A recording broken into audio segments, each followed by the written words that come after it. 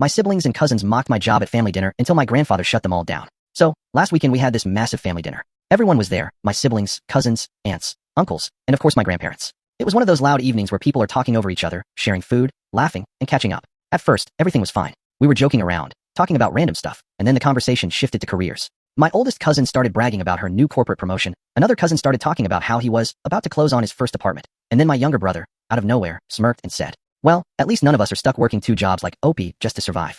Everyone at his side of the table laughed. I just smiled tightly, hoping it would die there. But then another cousin chimed in. "Seriously though, Opie, don't you get tired of wearing that little name tag all day? Like, don't you want a real career?" Cue more laughter. Then my sister goes, "Maybe if you worked smarter instead of harder, you wouldn't be stuck doing whatever it is you do." The thing is, I do work hard. I juggle 2 jobs, pay my own bills, don't ask anyone for money, and somehow still find time to help these same people when they need me. My brother? Still living rent-free at home. My cousin bragging about his apartment? His parents co-signed it. But sure, I'm the punchline. I tried to keep quiet.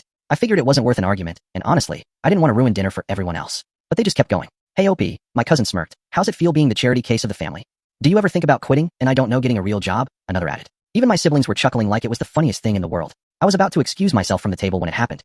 My grandfather, who is easily the most intimidating, no-nonsense person in the family, put his fork down with a loud clang. Then he slammed his hand on the table, hard enough that the glasses rattled. The whole room went silent. He looked around at all of them with this glare that could kill, and then he said in the calmest but sharpest voice I've ever heard, "Enough." Everyone froze. You could practically feel the air leave the room. Then he looked directly at my cousins and siblings and said, "Do you even hear yourselves? This boy has worked harder than all of you combined. He holds 2 jobs, supports himself, never once has asked a single one of you or me for money. And on top of that, whenever this family needs something, who shows up? He does. Who helps without asking for anything in return? He does. And this is how you treat him? By mocking him." Nobody dared say a word. He wasn't shouting, but his voice was so sharp that every word cut right through the table. Then he turned to my brother and said, "You laugh at him while you sleep under your parents' roof. You laugh at him while he works twice as hard to stand on his own 2 feet. Shame on you." Dead silence. Nobody could even look at me or him. Finally, my grandfather leaned back and said, "I would rather have his job and his character than sit here mocking people while living off others. Some of you could learn a thing or 2 about humility." After that, dinner was painfully quiet. Nobody dared make another joke, and the only sound was cutlery against plates. I'll be honest, it was awkward, but for the first time in a long time,